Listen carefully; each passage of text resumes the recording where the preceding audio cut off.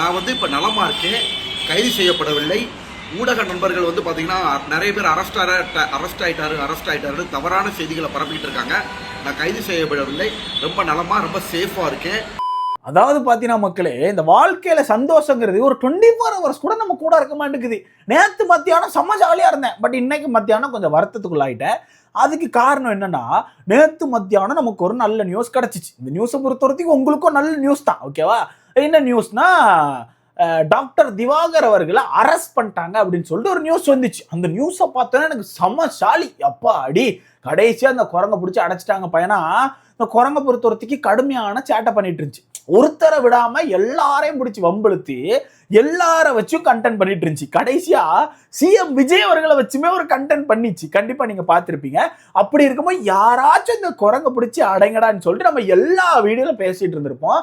அப்படி இருக்கும்போது நேற்று வந்து மத்தியானம் போல டாக்டர் திவாகர் அவர்களை அரெஸ்ட் பண்ணிட்டாங்கன்னு ஒரு நியூஸ் வந்துச்சு. வந்த உடனே எனக்கு செம ஜாலி. நல்லா எடுத்து இன்ஸ்டாகிராம்ல ஸ்டோரியா போட்டேன். நான் மட்டும்தான் ஜாலியா இருக்க போல நினைச்சு ஸ்டோரியா போட்டா பல பேர் அந்த ஸ்டோரியை பார்த்துட்டு ப்ரோ அப்படியா ப்ரோ, உண்மையா ப்ரோ, வேற லெவல் ப்ரோன்னு சொல்லிட்டு எனக்கு கடுமையான ரிப்ளை ஏகப்பட்ட பேர் இன்ஸ்டாகிராம்ல ரிப்ளை பண்ணி வச்சிருந்தாங்க. அதை பார்க்கும் போது தான் சரி ஓகே, நம்ம கூட சேர்ந்து மக்களுமே இந்த விஷயத்துக்காக காத்துட்டு இருந்திருக்காங்கன்னு சொல்லி தெரிய வந்துச்சு. ஆனா என்னன்னா, அப்படியே இன்னைக்கு மத்தியானம் பார்த்தா அதே டாக்டர் திவாகர் வந்து வெளியே வந்து ஒரு வீடியோ போட்டு வச்சிருக்காப்ல. நான் அரெஸ்ட் எல்லாம் ஆகல, என்னெல்லாம் யாரும் கைது பண்ணல, என்னெல்லாம் கைது பண்ண முடியுமா அப்படின்ற மாதிரி ஒரு வீடியோ போட்டு வச்சிருக்காப்ல. அப்போ நேற்று வந்த வீடியோ உண்மையா, இன்னைக்கு வந்த வீடியோ உண்மையா? ஏன்னா நேற்று வந்து நியூஸ் சேனல்ஸ் எல்லாருமே பயங்கரமா போட்டுட்டு இருந்தாங்க, டாக்டர் திவாகர் அரெஸ்ட் பண்ணிட்டாங்க, அரெஸ்ட் பண்ணி டாக்டர் திவாகரை வந்து மருத்துவ பரிசோதனைக்கு அழைச்சிட்டு போயிட்டு இருக்காங்கன்னு சொல்லிட்டு ஏகப்பட்ட சேனல்ல நிறைய வீடியோஸ் வந்து வந்துச்சு. கண்டிப்பா நீங்க பார்த்துருப்பீங்க. ஆனா இன்னைக்கு பார்த்தா அதே டாக்டர் திவாகர் அவரோட இன்ஸ்டாகிராம் அக்கௌண்ட்ல நான் வெளியே தான் இருக்கேன், சேஃபா தான் இருக்கேன் அப்படின்னு சொல்லி வீடியோ போட்டு வச்சிருக்காப்புல. என்ன நடக்குன்னு தெரியல. ஆனா ஒண்ணு தெரிஞ்சிருக்குது, அவர் அரெஸ்ட் பண்ணது உண்மைதான்.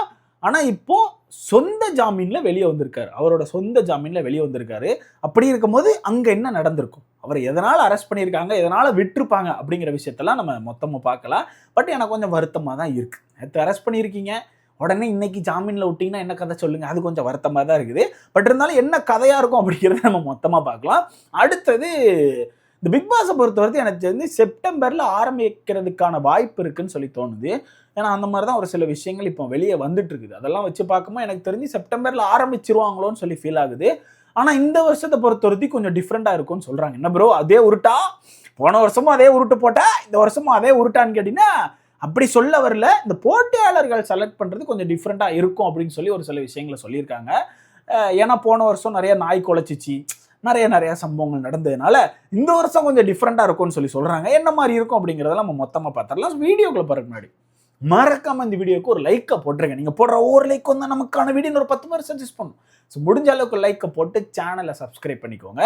லைக்கை போட்டிருப்பீங்க நம்புறேன், லைக்கை போட்டுருங்க. ஃபர்ஸ்ட் நம்ம டாக்டர் திவாகர் அவர்களை பத்தி பார்த்துடலாம். அவர் எதுக்கு அரெஸ்ட் பண்ணாங்க அப்படின்னு சொல்லி உங்கள பல பேருக்கு தெரிஞ்சிருக்கும், தெரியாதவங்க தெரிஞ்சுக்கோங்க.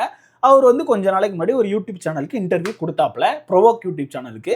அங்க போனவர் ஆப்போசிட்ல உள்ளவர் கேட்ட கேள்விக்கு பதில் சொல்ல தெரியாம அங்குள்ள கேமராவெல்லாம் டமார் டிமார்னு அடிச்சு காட்டியான மாதிரி அங்குள்ள எல்லாத்தையும் உடச்சு போட்டு வந்துட்டாப்ல. வந்து கேஸெல்லாம் கொடுத்து ஏகப்பட்ட சம்பவத்தை பண்ணியிருப்பாப்ல. பட் என்ன பண்ணியிருக்காப்லன்னா, அவர் போய் கீழ்ப்பாக்கம் போலீஸ் ஸ்டேஷன்ல கம்ப்ளைண்ட் கொடுத்துருக்காப்ல.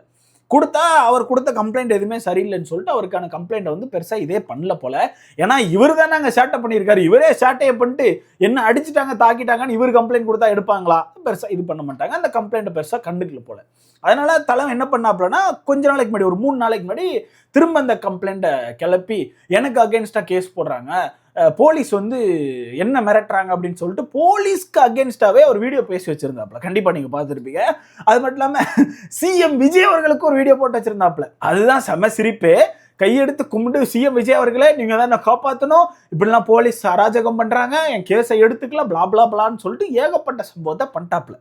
இதுல இந்த போலீஸ்காரங்களுக்கான பேரை கூட அங்கங்க மென்ஷன் பண்ணி வச்சிருந்தாப்ல.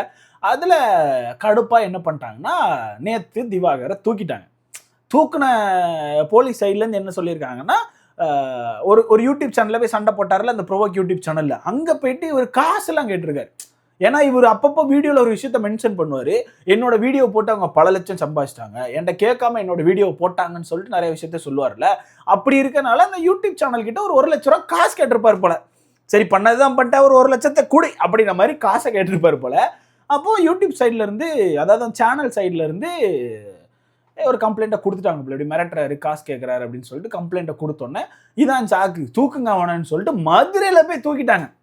சென்னை போலீஸ் வந்து மதுரையில் போய் தூக்கியாச்சு. வாப்பா தம்பி என்னப்பா பலாப்பழம் தின்னுட்டு சுற்றியா அப்படின்னு சொல்லிட்டு மதுரையில் போய் தூக்கிட்டு வந்துட்டாங்க. வந்தோடனே நேற்று மத்தியானத்துலேருந்து நியூஸ், ஒவ்வொரு நியூஸ் சேனலில் ஒவ்வொரு விஷயங்களாக போட்டுட்டு இருந்தாங்க. அதில் ஒரு நியூஸ் சேனலில் என்னால் ஒரு விஷயத்தை கவனிக்க முடிஞ்சிச்சு. கைது செய்யப்பட்ட டாக்டர் திவாகர் மருத்துவ பரிசோதனைக்கு அழைத்து செல்லப்பட்டுள்ளார் அப்படின்னு சொல்லி போட்டிருந்தாங்க.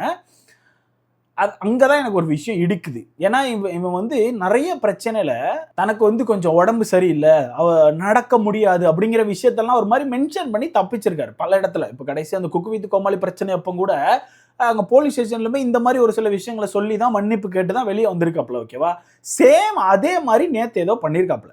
ஓகேவா, சேம் அதே மாதிரி நேற்று ஏதோ பண்ணி லாயரை வச்சு பேசி வாங்கி ஜாமீன் வாங்கி வெளியே வந்தாச்சு. இப்போ கேஸ் எல்லாம் இல்லாமல்லாம் இல்லை, ஜாமீன்ல வெளியே வந்திருக்காப்புல, அவ்வளோதான். மற்றபடி அவர் மேலே கேஸ் இருக்கு, திரும்ப திரும்ப கூப்பிடுவாங்க. கண்டிப்பாக இனி தலைவன் மாட்டிக்கிட்டான், இனி எல்லா பிரச்சனையும் நோண்டி கண்டிப்பாக வச்சு லாக் பண்ணுவாங்க. அந்த வகையில் சொந்த ஜாமீன்ல வெளியே வந்துட்டு வீடியோ, எப்படி வீடியோ ஊடக நண்பர்கள்லாம் ஃபேக்காக நியூஸ் போடுறாங்க. ஏன்னா அரெஸ்ட்லாம் ஆகலை, என்ன ஜஸ்ட் கூட்டு போனாங்க, நான் ஜாமீனில் வெளியே வந்துட்டேன், அவ்வளோதான். அந்த வர நான்லாம் அரெஸ்ட் ஆகலை, நான் எவ்வளோ பெரிய ஆள் தெரியுமா, சும்மா தப்பாக ஃபேக் நியூஸ் போடாதீங்க, நான் சேஃபாக தான் இருக்கேன்னு சொல்லிட்டு ஒரு வீடியோ போட்டு வச்சிருக்காப்புல. எனக்கு வருத்தமான விஷயம் என்னன்னா, இவன் ஏகப்பட்ட அட்டுழியத்தை பண்ணிட்டு இருக்கான். ஏன் உடனே ஜாமீன் கொடுத்தீங்க? ஜாமீன் கொடுங்க, தப்பு கிடையாது. ஜமீன் வந்துட்டு பாருங்க, ஜாமீன் கொடுங்க, ஓகே, ஒன்றும் பெரிய கொலகுத்தம் பண்ணல, இருந்தாலும் ஒரு பாடம் புகட்டுங்கள். ஏன்னா வரத்து அந்த மாதிரி வரத்தா இருக்கு, எல்லாரையும் தரகரவா பேசுறான். முன்னாடி உங்களுக்கே தெரியும், சூர்யா சார்லேருந்து விஜய் சார்லேருந்து அஜித் சார்லேருந்து எல்லாரையுமே டவுன் பண்ணி பேசி ஏகப்பட்ட அட்டுழியத்தை பண்ணிட்டு இருந்தாப்புல. அப்படி இருக்கும்போது அவருக்கு ஒரு நல்ல பாடத்தை புகட்டி நீங்கள் வெளியே அனுப்பியிருக்கலாம். பட் இப்போ நீங்கள் வெளியே விட்டுட்டீங்க, இப்போ வீடியோ போட ஆரம்பிச்சிட்டாப்புல, திரும்ப வீடியோ போடுவாப்புல, தொடர்ந்து ஏதாவது ஒன்று பண்ணிகிட்டே இருப்பாப்புல. அவரை தடுக்க முடியாது காய்ஸ், எனக்கு தெரிஞ்சு தடுக்க முடியாது. அதுதான் சந்தோஷமாக இருந்தேன், உள்ளே போயிட்டான்ப்பா அப்படின்னு சொல்லிட்டு இன்றைக்கி வெளியே வந்து வீடியோ போட்டிருக்காப்புல. அது கொஞ்சம் வருத்தமாக தான் இருக்குது. திருந்தோன்னு நினைக்கிறேன், இதுக்கப்புறமா திருந்தலைன்னா நம்ம ஒன்றும் பண்ண முடியாது கைஸ். அடுத்ததாக இந்த பிக் பாஸ்க்கான விஷயம், செப்டம்பர் 1st வீக் ஸ்டார்ட் ஆக வாய்ப்பு இருக்குன்னு சொல்லிட்டு பல பேர் சொல்லிகிட்டே இருக்காங்க. அதுக்கான வேலைகளும் ஸ்டார்ட் பண்ணிட்டாங்க அப்படின்னு சொல்லிட்டு ஒரு சில நியூஸ்லாம் என்னால் கவனிக்க முடியுது. அதில் முக்கியமாக போட்டியாளர்கள் எடுக்கிறது இந்த வாட்டி டிஃப்ரெண்ட்டாக இருக்கும்னு சொல்லி சொல்கிறாங்க. என்ன ப்ரோ டிஃப்ரெண்ட்டாக இருக்கும்னு கேட்டிங்கன்னா, லாஸ்ட் டைம் உங்களுக்கே தெரியும் போட்டியாளர்கள் எல்லாம் எப்படி இருந்தாங்க அப்படின்னு சொல்லிட்டு உங்களுக்கே தெரியும். ஏன்னா மொத்தமே ஒரு 3-4 பேர் மட்டும் தான் கண்டென்ட்டே கொடுத்தாங்க. உள்ளே போன 21-22 பேருக்கு மேலே போயிருக்காங்கன்னு நினைக்கிறேன். அதில் மொத்தமே 3-4 பேர் மட்டும் தான் கண்டென்ட்டே கொடுத்தாங்க டே 1ல இருந்து. மற்ற எல்லாம் டம்மி, எதுக்கு வந்துச்சு எதுக்கு இருந்துச்சு ஒன்றும் தெரியாமல் தான் வந்துச்சு. ஓகேவா, ஸோ அப்படி இருக்கும்போது இந்த கண்டென்ட் கொடுத்த ஆட்கள்லாம் நல்ல வகையான கண்டென்ட் கொடுத்தாங்களா, அதாவது கொஞ்சமாச்சும் ரசிக்கும் தன்மையா காமெடியாக இருந்தான்னு கேட்டிங்கன்னா இல்லை. ஒரு சைடு நாய் குலைக்கிற கண்டென்ட்டு, இன்னொரு சைடு ஒரு குரங்கு உருமுற கண்டென்ட்டாக தான் இருந்துச்சு. தண்ணி பழம் கடந்து வாவோன்னு ஒரே கத்தி கண்டென்ட் பண்ணிச்சு. அந்த பக்கம் நம்ம பார்வதி கமிருதி, இவங்க தான் கண்டென்ட்டாகவே இருந்தாங்க. உங்களுக்கே தெரியும், இவங்க தான் கண்டென்ட்டாகவே இருந்தாங்க.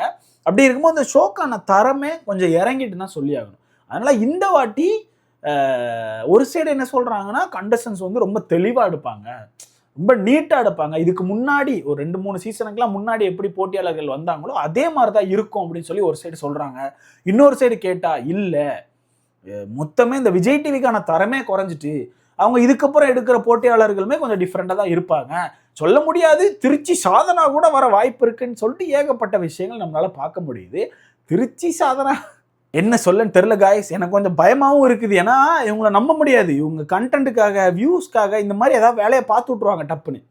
ஸோ எந்த சைட் நியூஸை கேட்கனே எனக்கு தெரில. வியூஸ்க்காகவும் டிஆர்பிக்காகவும் மேபி லாஸ்ட் சீசன் தண்ணிப்பழம் வந்த மாதிரி இந்த சீசன் நிறையா பன்னிப்பழம் வர்றதுக்கான வாய்ப்புகள் கூட இருக்குன்னு எனக்கு தோணுது. வெயிட் பண்ணி தான் பார்க்கணும். ஏன்னா விஜய் டிவியில் இருந்து வெளியே வந்த பல பேரே இந்த விஷயத்த சொல்லிட்டு இருக்காங்க. ஷோ எல்லா ஷோக்கான தரமும் இறங்கிட்டு இருக்குன்னு சொல்லிட்டு. எடுத்துக்காட்டு இந்த குக்கு வித் கோமாளிலாம் செத்தே போச்சு. குக்கு வித் கோமாளிலாம் ஃபர்ஸ்ட் மக்கள் அவ்வளோ பேர் ஆர்வமாக பார்ப்பாங்க, பட் இப்போ செத்தே போச்சு. அந்த காமெடியெல்லாம் வாண்டடாக தோண்டி எடுத்து பிடிங்கி எடுக்கிறாங்க போல. ஸோ அந்த மாதிரி அந்த ஷோ செத்து போச்சு. இப்போ பார்த்தீங்கன்னா அடுத்த செகண்ட்லன்னு சொல்லிட்டு ஒரு ஷோவை கொண்டு வந்திருக்காங்க. ஸோ மேபி பிக் பாஸ்க்கும் டிஆர்பி தேவைன்னு சொல்லிட்டு போட்டியாளர்களை கொஞ்சம் விதமா எடுக்கிறதுக்கான வாய்ப்பு இருக்குன்னு சொல்றாங்க. பார்க்கலாம். பட் இந்த வாட்டியும் கொஞ்சம் விதமா எடுத்தாங்கன்னா மக்கள் பிக் பாஸை வெறுத்துருவாங்க. எப்படி இந்த குக்கு வித்து கோமாளியை வெறுத்து அப்படி ஒரு சைடு மக்கள் ஃபுல்லா தள்ளி வச்சுட்டாங்களோ, சேம் அதே மாதிரி பிக் பாஸையும் வெறுத்து ஒரு சைடு தள்ளி வச்சிருவாங்க. அதுதான் உண்மை. லாஸ்ட் சீசன் ஏதோ ஸ்டார்ட் பண்ணிட்டோம் அப்படின்னு சொல்லிட்டு முக்கி பார்த்து முடிச்சாச்சு. பட் இந்த சீசன் மக்கள் அப்படி விட மாட்டாங்கன்னு எனக்கு தோணுது. ஸோ பார்க்கலாம் எப்படி இருக்க போகுதுன்னு சொல்லிட்டு. நீங்க சொல்லுங்க கைஸ். இந்த தண்ணி பழத்தை பிடிச்ச உடனே வெளியே விட்டது எனக்கு கொஞ்சம் வருத்தமா இருந்த மாதிரி இருக்கு. உங்களுக்கு எப்படி இருக்குன்னு சொல்லி மறக்காம கமெண்ட்ல சொல்லுங்க. அண்ட் எந்த மாதிரி போட்டியாளர்கள் வரணும்? பழைய சீசன் மாதிரி பயங்கரமான போட்டியாளர்கள் வரணுமா, இல்ல லாஸ்ட் சீசன் மாதிரி நாய் கொலைப்பு, புலி உழுப்பு அப்படின்ற மாதிரி ஏதாச்சும் டிஃப்ரெண்டான போட்டியாளர்கள் வேணுமான்னு சொல்லிட்டு மறக்காம கமெண்ட்ல படுங்க. அடுத்த வீடியோல பார்க்கலாம்.